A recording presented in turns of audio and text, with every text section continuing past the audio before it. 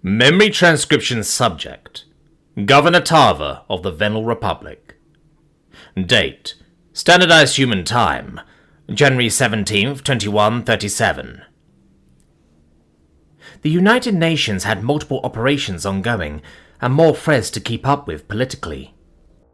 The Durtan Shield and their various subsidiaries required delicate handling. To the avians' credit, they were helpful with the rescued cattle from Shaz's sector. Earth also had 31 direct allies to manage diplomatic relations with. The factor causing me the biggest headache, though, a human colony within the Mazik's borders had welcomed its first settlers, and 3 extrasolar colonies within Terran space had opened their doors soon after. I was pleased the Predators were establishing themselves and expanding in a peaceful manner. However, that rendered the millions of humans residing on Venal Prime more controversial than ever. After living here for months, several petitioned our office for citizenship. We weighed the requests with the same criteria for any Federation immigrants. Anti-human dissidents argued that more primates should go to Kolia or Leon, the respective Zerulean and Yotl homeworlds. These refugees also had other options available now, they said, between rising new colonies and Earth's welfare having stabilized. To be honest, I didn't think it was a bad idea for the Terrans to mix with different alien populaces, like any other species. However, these Venal critics weren't making proposals out of concern for humanity's continuance. They were alarmed by recent overhauls of Federation institutions. My dreamy plans with Noah fell through because of the political upheaval. The only visit I took to Earth was for the opening of our permanent embassy in Vienna. As much as I'd love to step out to the public spotlight, the alliance I cherished depended on me maintaining power. This is going to be a vicious re-election cycle. I expect my opponent, Veln, to appeal to voters who don't want binocular eyes in every street corner. For these final 3 months, the campaign is my focus. What is my legacy, Cam? I've served in this office for 3 years, and we discovered the best friends I could ask for, but it's still early enough for someone to rip it all to shreds. I rue the possibility of a day where we don't lock arms with humanity. I mumbled aloud. The military advisor pinned his ears back. I wouldn't worry. It's a little late to disentangle ourselves, and besides, people are starting to get used to humans. The Federation consistently polls as less popular than Earth. Besides, sunk cost. We've invested lives into Earth's side of the war, and they freed the kettle. Rescues, Glim corrected from the couch. The Venal rescue was wearing a human scarf over his neck, covering up the brand. After his role in landing the Durtan Alliance, it seemed wasteful not to offer him a cabinet position. It was a politically savvy move too, with Glim being a sympathetic liaison to pro-exterminator sects. As my campaign advisor, he could travel with me to various cities and remind the populace about the newly liberated souls. Cam flicked his ears. Right, rescues. Regardless, if Zal flew all the way from Earth to accompany Noah and Sarah, an apolitical human is also on the guest list. They must be here to offer their support on the campaign trail. I hope you've decided whether to accept, ma'am. Cheon voiced worry over the optics, campaigning alongside humans. It'll make it seem like people are voting for Predators with a vote for me. Political suicide. Did I miss anything? I sighed. Glim tilted his head. Some people won't attend events with humans present, especially in rural areas. It's asking for exterminators to stir up trouble. Thank you for your concerns. You're not wrong. We can't tie our platform to them, but I would feel terrible rejecting their help. They understand politics, so we should outright discuss PR concerns with them. On that note, I'm slightly concerned that the new Predator citizens are able to vote. Should they really have a say in how we run our planet? It's a way for them to influence our affairs. By that logic, why should a Zerulean or Krokotl citizen have the right to vote? We're not discriminating by species, Glim. I care about Noah and the Gaians, but they're an extraordinary circumstance which no one fully understands. We haven't engaged with them in peacetime or established special laws accounting for their unique attributes. There's no precedent, nothing to stop them. If we're wrong about... A knock echoed against the door, and Glim pressed a paw to his forehead. I called for the visitors to enter, watching as a crisply dressed Secretary General Zhao strolled in. His black hair was combed over, and his brown eyes held distinct worry.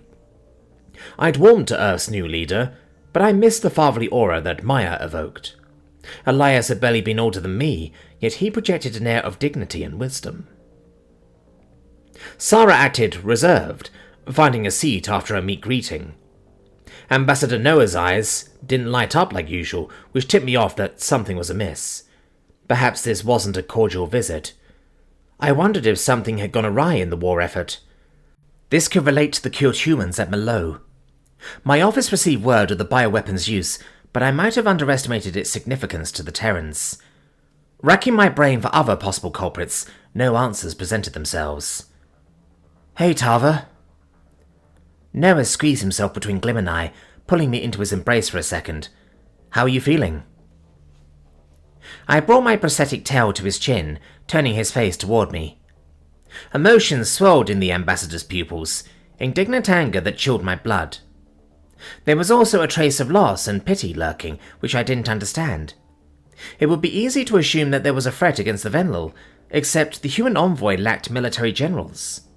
Besides, the uncertainty in Noah's grimace wasn't how Terrans responded to threats, at least in the past. "What happened? You're looking at me like I have a month left to live," I hissed. The ambassador shared a glance with Sarah. "That's why we both came, to break the news. We thought you deserved to have your oldest friends here. Nobody is in danger." Sarah arched her thick eyebrows for emphasis, anticipating the fearful guesses that would pop into my head. "This is about our mission to the Galactic Archives on Talisk." "I know about that," I offered. "You mentioned attempting to recover anything the fossil hit about prehistoric cultures. Venlil omnivorous? Is that what this is?" "No. Far as we can tell, no. But we uncovered some shocking information about the Venlil, which flings every thesis I wrote about your sociology out the window." Secretary General Zhao set his eyes on my snout. "Dr. Rosario is correct. This changes everything that's known about your species. Doesn't the way they constantly hammer home that you're the weakest species raise suspicion? Let me tell you, that's propaganda they force-fed you." "You're saying we weren't always weak?" I breathed. "Is this a suggestion that the Venlil should become a military species, and trained to behave predatorily? Is this a critique of our emotional culture?" "Not at all, Governor. How you act upon the information I'm about to provide isn't my concern. Humanity will stand beside you, no matter what you decide.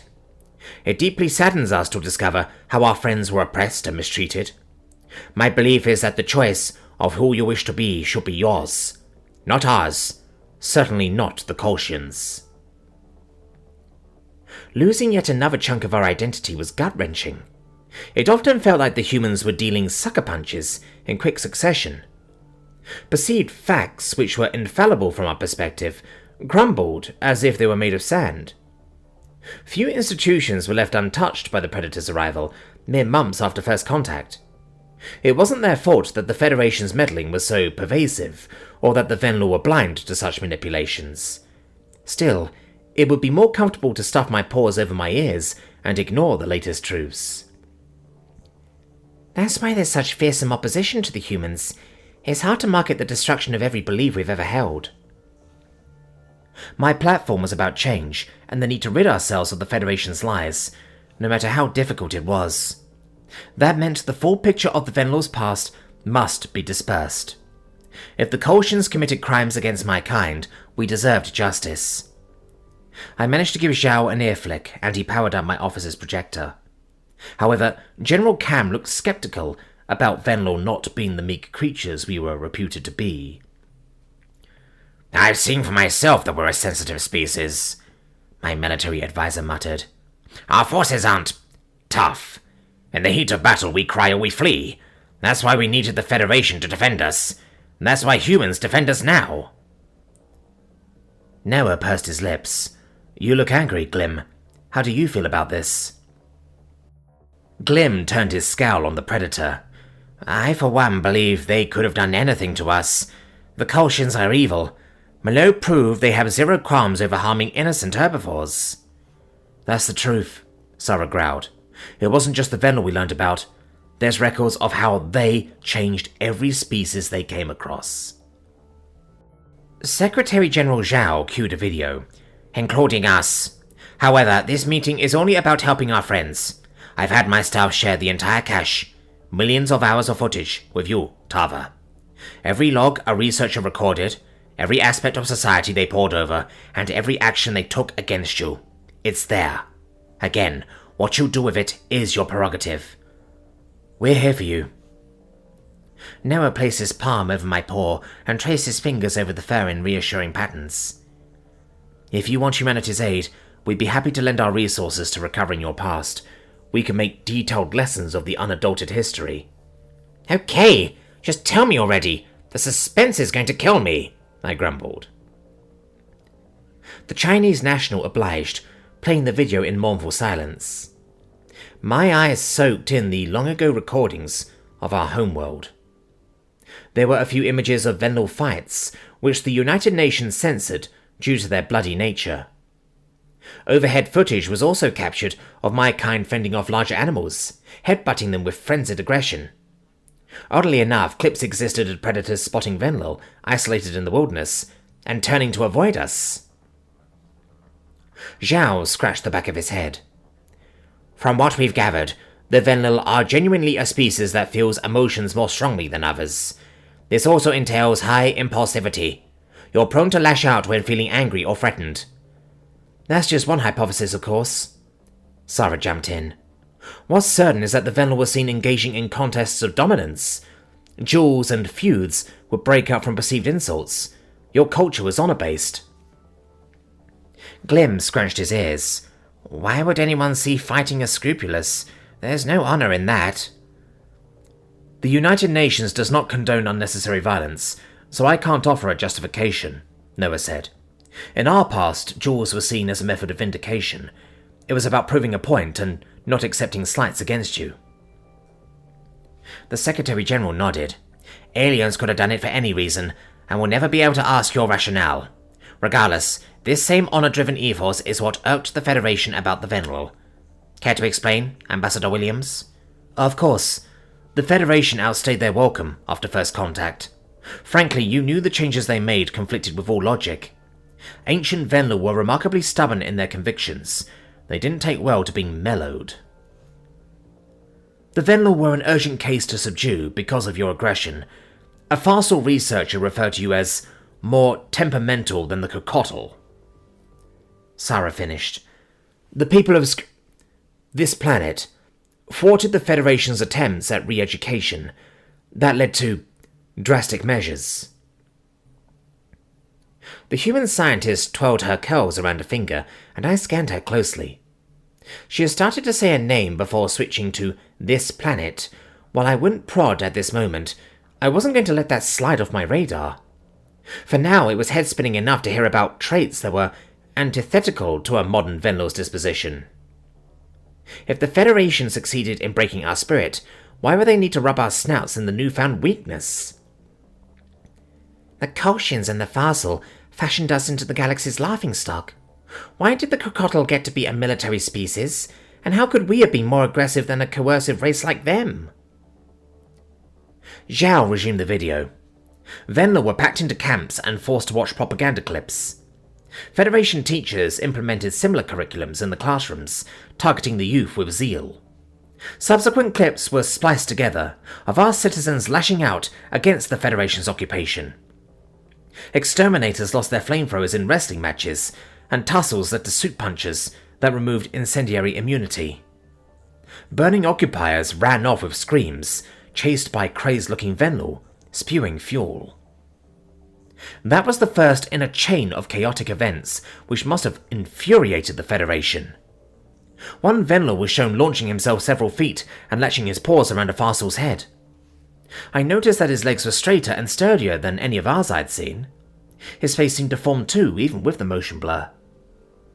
There was little time to focus on those facts, however, as images of alien visitors dragged from cars ensued. Property destruction appeared to be rampant. Wherever the Federation built anything, Someone with a stolen flamethrower lit the entire re-education camp ablaze. Noah drew a shaky breath. The Fossil assumed that the Venom would give in, after a few years, that the re-education would take hold, but no matter how long they stuck your people in those camps, the second they had a chance to rebel, they did. The Kolshians proposed drastic measures, even floating around glassing your world, the Secretary-General explained.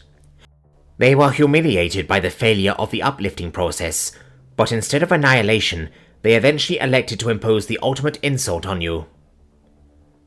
They discovered a genetic joint disorder that caused your knees to bend inward, Tava. It negates your ramming power. They also created a defect that prevented your olfactory system from developing, to limit your threat detection abilities and increase your fearfulness. The feds forcibly dragged every Venal citizen off for editing, and screened the populace to ensure it hadn't missed a single person. They physically modified us? They crippled us? I hissed.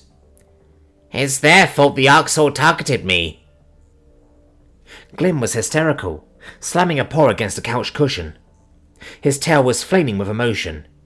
If they hadn't made us so weak, the fucking Greys wouldn't see us as perfect livestock. Maybe I could have outrun the cattle collectors when they... Sarah's eyes were moist with pity. I wish I could say that was it. Feds ensured that the re-education effort succeeded by taking every child born following the gene edits to be raised by a fossil off-world. That was when they sold you on how weak you were. Oh, the weakest species in the galaxy. From the day the kids were able to speak, they heard that line.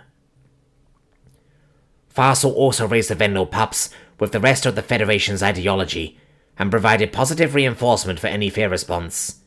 Then, they had that generation raise their own kids, and waited for the natives to die off. The rest is history. The Secretary-General rumbled. The pacified Venlo were moved home, and told they were isolated as pups due to a plague. The Federation saved you. Noah's voice dripped with bitter sarcasm, and his grip around my wrist had become vice-like. Go home to Venlo Prime, a name conjured up by those colonizer bastards. The authentic name was too violent for a prey species. Authentic name? Cam echoed in a dazed voice. Skalga. The best translation we could find was World of Death. Perhaps that was early Venlo's experience, or maybe it's gallows humor about your planet's extreme conditions.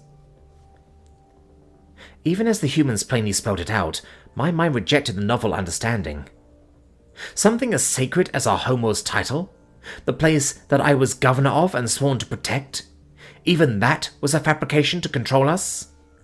What heartless monster would remove a child from their parents and treat them as a pawn? My visceral outrage was reminiscent of the charged emotions when the tortured Marcel was first wheeled in front of us. I could see my anger mirrored in the Predator's clenched fists and the way they leaned forward in their seats. They took our children, I growled. They took kids away from their mothers. I know the pain of losing a daughter. Noah massaged my shoulders while scowling at the carpet. You're so strong, Tava. Nobody deserves to suffer what you did with your daughter, and the Federation didn't hesitate to inflict that agony on millions. The Federation are lying frauds. They mocked us and spit in our faces. They do it to this day. Why? Zhao issued a bitter chuckle. If I know that answer, the same thing wouldn't have happened to humanity. You're preaching to the choir on that front. We're not that different. Maybe that's why we get along so well. The people of the Skalga are owed the truth. Cam, we're releasing everything at my next campaign event. To think the Kolshians treated us and countless others with utter disregard. They deformed us at a genetic level. Who would commit such a violation? We'll help as much or as little as you like. We might be able to reverse their edits, Sarah offered. I understand how personal this is, so if you'd like us to stay out of it, humanity will respect that. Are you kidding? We never would have learned the truth without you. Your soldiers risked their lives to get this information. You are sincere, wonderful friends, and I wouldn't want to face something like this without you. Any suggestions you have? We welcome your input." The Secretary General dipped his head. "Whatever you need, and anything I think might help, is at your disposal. We support the Venlo, through highs and lows. Of all of our allies, we personally brought what we discovered to you before any others. Humanity's alliances are little more than handshake agreements, but with you, I have confidence our mutual loyalty is unshakable." "Well, I think it's past time our friendship was official. We should unite, with a shared venture. That's what the Federation pretended to be. Blast everything you found in the archives to anyone who will speak to you, and then start your, alliance. The galaxy deserves something better." In my periphery, I observed how the briefing's attendees reacted to my proposal. Noah had turned his focus to searching the Secretary General's expression. My sweet ambassador loved the idea of strengthening Earth's diplomatic ties. Hope flashed in Sarah's eyes, a sign that neither astronaut had abandoned their peaceful intentions. If I was reading Zhao's neutral state correctly, he'd already thought of extending a United Nations-like organization to allied species on his own. That left the question of whether my advisors saw this as a knee-jerk proposition.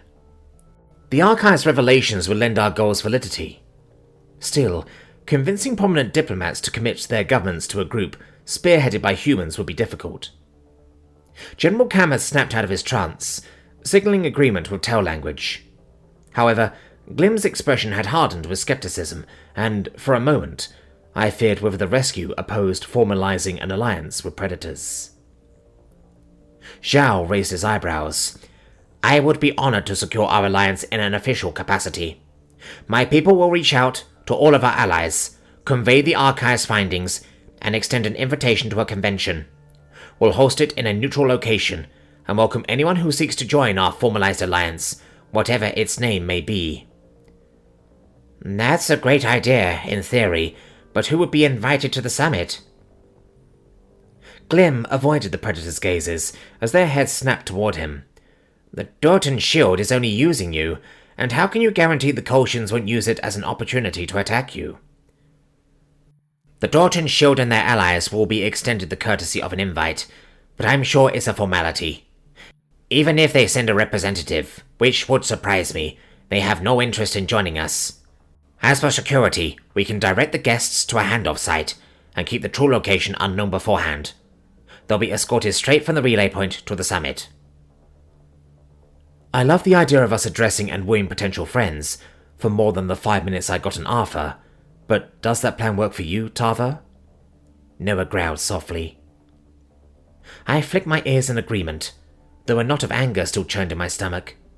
The anguish inflicted upon the Venlo was inexcusable, but at least it functioned to bring us closer to our friends, the humans.